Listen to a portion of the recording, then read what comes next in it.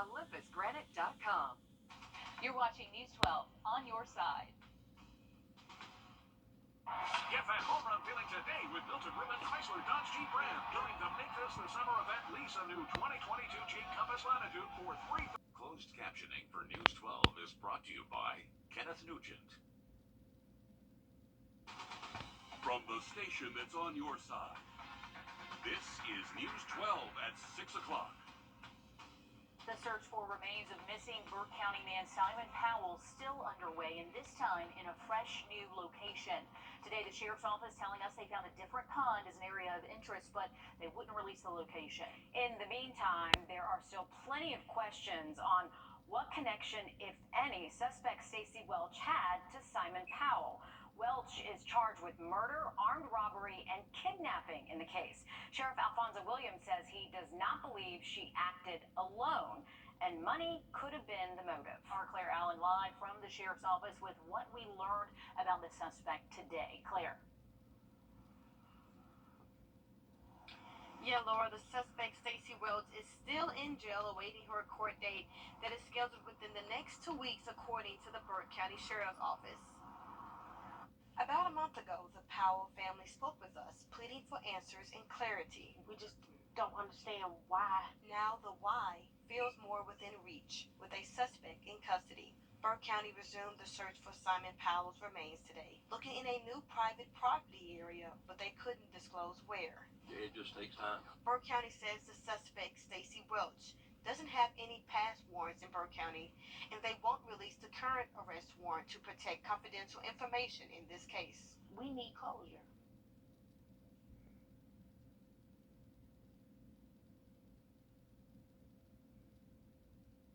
The sheriff's office says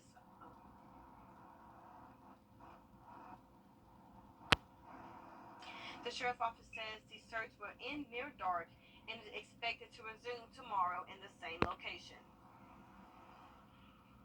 All right, thanks for that, Claire. Apparently we're having some technical difficulties there. New this evening, we're learning more about what caused a fire that killed a Columbia County 10-year-old back in May. Today, state officials ruling the fire on Sarah Creek Court was electrical. Nicholas Mai died in that fire just days before his 11th birthday. On May 31st, when the home went up in flames, clouds of black smoke could be seen miles away.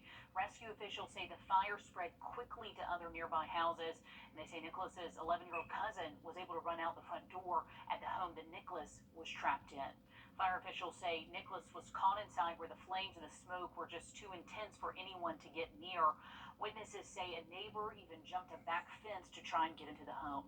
Ultimately, it was firefighters who were able to pull Nicholas out. He was taken to the hospital but did not survive. Several other victims were saved from nearby homes. One other hot here in Augusta. Overall, our storm chances not going to be going anywhere anytime soon. We'll have much more on that threat for the rest of the week in just about 10 minutes. All right, thank you, Riley. The king is in the house. This is video we got of Los Angeles Lakers star LeBron James in North Augusta at the Peach Jam. While we're sure he isn't the only or the last basketball superstar we'll see at one of Nike's biggest tournaments of the year, you gotta admit, it's pretty cool to know he is within driving distance from where you are sitting right now. And for elite young basketball players, it really doesn't get much bigger than this tournament. We are so lucky to have it here. Whether you're looking to get drafted in the next couple of years or end up on a college coach's radar, Peach Jam is where all the eyes in the basketball world are for the next week. And with fans back for the very first time since 2019, the stakes could not be any higher.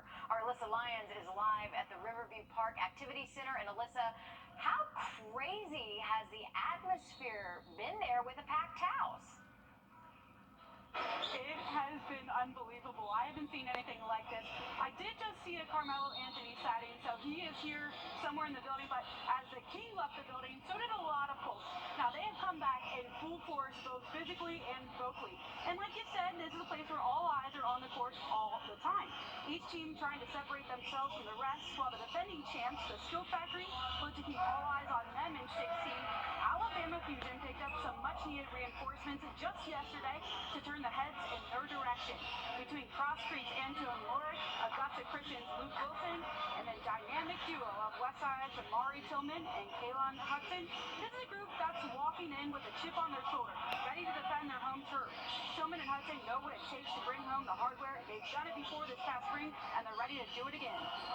We've been playing with each other for the majority of this year, so the chemistry already there, so we know what each one of us can do. So that makes it easier for everybody else. We just have to add that on to the players from Alabama Fusion, so we can all have that chemistry and do something great here. Alabama Fusion takes on TSF coming up at 6:30. I'll have those highlights tonight.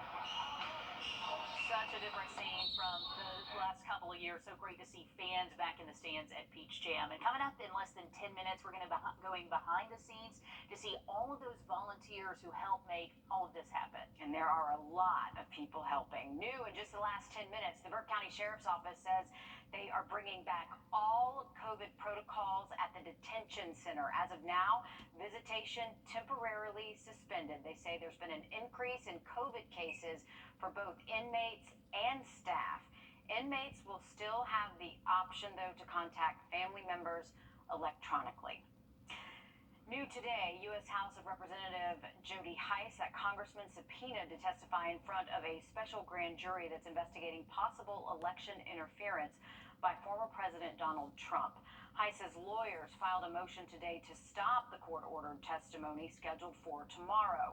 Right now, Fulton County District's attorney is overseeing that investigation into the former president. Senator Lindsey Graham, meanwhile, he's already ordered to testify in this case. He has a court hearing later this week to fight having to appear. Fulton County's DA is looking for potential crimes, including solicitation of election fraud, conspiracy, racketeering, and making false statements. You're taking a bird's eye look from our drone over I-20 with Operation Southern Slowdown now in place. It's a 5-state operation in Georgia, South Carolina, Alabama, Florida, and Tennessee this weekend. And the goal is to crack down on speeders. More law enforcement will be out on the highways, out on the interstates, just looking for people going above the speed limit. Officials say in their latest data, speed-related crash deaths jumped 13% from 2019 to last year. Far too often we see summer vacation ending tragedy because someone chose to violate or ignore traffic laws. Nationally, officials estimate more than 42,000 people were killed last year in traffic accidents alone. Operation Southern Slowdown goes until Sunday, and officials say they're also looking for drivers who are not wearing seatbelts, so a heads up out there on the roads this weekend. Last week, Augusta District 7 Commissioner Sean Frantum revealed during committee that Keep Augusta Beautiful is being disbanded. Our Craig Allison breaks down who is really in charge of cleaning what areas in the city. It's not just grass and cutting grass and trees. You know, it's respect for our legacy in this city. Kevin DeLagle walks his dog on Green Street every day and is frustrated by what he sees. He says this level of upkeep also extends to nearby historical cemeteries where his family rests. In response, Commissioner Sean Frantum says there needs to be better clarity on who's supposed to be cleaning things up, but money from the disbanded Keep Augusta Beautiful would go to creating results. Created in 2018, the budget started out at $124,000. This past year, it was down to just $13,000. The goal has always been to clean up neighborhoods and reduce litter by 5 to 10% annually. We got to do better as a city, but that's just not on our department heads. It's on this body as well, and giving clear direction on whether it's Parks and Rec, engineering, you name it. We reached out to Augusta's Director of Engineering, Dr. Hamid Malik, who says it is clear. His department is in charge of right-of-way maintenance and grass cutting, road improvement projects such as 15th Street, and new landscape projects. He says Parks and Rec is in charge of keeping up the Board and Green Street medians while also maintaining the city's historical areas such as the Cedar Grove Cemetery. He also says the city's Stormwater Division, which is under engineering, took on the responsibilities of Keep Augusta Beautiful on June 14th. We also reached out to Augusta Parks and Rec on how they define their role in city cleanup, but they say they were unable to comment. New today, Gold Cross expected to ask Augusta commissioners for a one-time more than $1 million subsidy Commission tomorrow. In a memo from Gold Cross to the city, they say gas prices and cost for supplies has gone up more than 100% since their agreement was put in place back in 2020. This subsidy would not affect their current contract negotiations with the city. Gold Cross says they want the money approved immediately. We'll be at that meeting, of course. We'll let you know if the request is approved. A huge campaign just wrapped up, and it's bringing in funds to the Children's Hospital of Georgia, and you are a big part of making this happen. You may remember shopping at a nearby Walmart or Sam's Club and being asked to make a donation to the Children's Miracle Network when you were checking out. That donation is changing lives, and Arzina Halliburton tells us what it means for not only the hospital, but also the employees who played a role in making it all happen. Since 1986, Children's Hospital of Georgia has been a member of Children's Miracle Network hospitals. When a donation is made, it stays right here in the community, helping local kids. You may have recently made that donation at Walmart. It makes my heart feel full to know that the community is stepping in and helping. Tiffany Avira is the academy lead at the Walmart in Evans. Walmart has been a sponsor of CMN since 1987, raising more than $1 billion for the organization. What it means to me is our customers truly care and our associates truly care. We want to save people money so they can live better at Walmart, but we want to help people to live better as well, and no better way than to take care of our children. This year, Walmart marks 35 years as a partner. During June and July, not only do they raise money at the register, but through creative events like cookouts, contests between staff, and costume days. Brenda Parsons says there's nothing she hasn't enjoyed. I had to walk around in a silly hat, but I raised a lot of money, for the kids and the cookouts, because you engage everybody, not just the associates, you engage all the community. For Dakota Carter, this campaign brings out a lot of emotion. It means a lot to me because I was a premature baby back in the 80s, so I know how much it can cost families that are in need for these funds. 38 Walmart and Sam's Club locations in the Augusta and Savannah area took part in the campaign, which all helped spaces like these here at home. The donations have also funded things like the Dolphin Fountain located in front of the hospital. It's going to help multiple children, and every little bit helps. Even if you don't make a big donation, just your spare change or anything that you can contribute, it does help.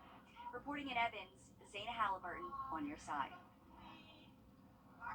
And this year's Walmart and Sam's Club campaign raised more than $178,000. The Walmart in Evans raised more than $9,300 alone. That's incredible. And while the campaign is over, you can always make a donation to the Children's Hospital of Georgia.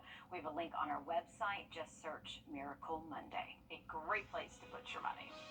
Okay, flying more than 5,000 miles to Ukraine, risking her life. Absolutely. Good for her and for what she did. All right, taking a live look now at Peach Jam, where all eyes on the basketball world are focused right now. After the break, a look at volunteers helping keep the kids fed so they can focus their hunger on the competition. The Live Icon. Peach Jam is one of the biggest events to hit our area all year long. Remember, we showed you the king himself in North Augusta for the competition. LeBron is in the house, and while we are sure players are hungry to compete, maybe catch a sight of LeBron, they're not getting very far if they don't eat, and these guys are tall. They need a lot of food. Our Nick Veland is live at the Riverview Park Activity Center for us to show us how all of the volunteers are working to make sure every player has the fuel they need. And that's right, and that fuel to get these players fed throughout the week is happening right below me, where there are 80 to 100 volunteers making sandwiches and doing what needs to get done to make sure these kids are fed and show them some Southern hospitality. We just love it. It's absolutely so much fun to get together with these friends. Many have been doing it for many years. Doing it, loving it, and leaving an impact that players and coaches will remember when they come back to North Augusta. Yes. Oh, yes. Now, the coaches recognize us. Sometimes I can't remember names because I'm getting older, but I know what team they're with, that sort of thing. But they know us. More than 1,200 athletes get a meal twice a day with different options like PB&J, hot dogs, and of course, peaches. Everyone behind the table puts on such a friendly spirit. We don't ask them to. We pray about it, and these people come here to volunteer to help feed these coaches and students because they want to. Terry Chavez has been doing this with her husband, volunteering for more than 25 years. But for first timers, they like it just as much. It's been a home of talent this year. In fact, we just now spoke with a gentleman that had to duck through the doorway. He was so tall. He's already made plans for next year. No, next year, do you have this basically marked on the calendar? I'm coming back. Yes, sir.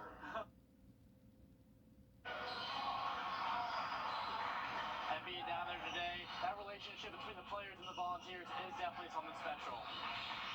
Such a fun event, and it's great to see the fans back, all the energy in the room.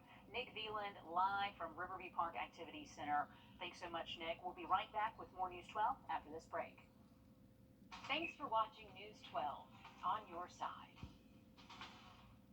With broken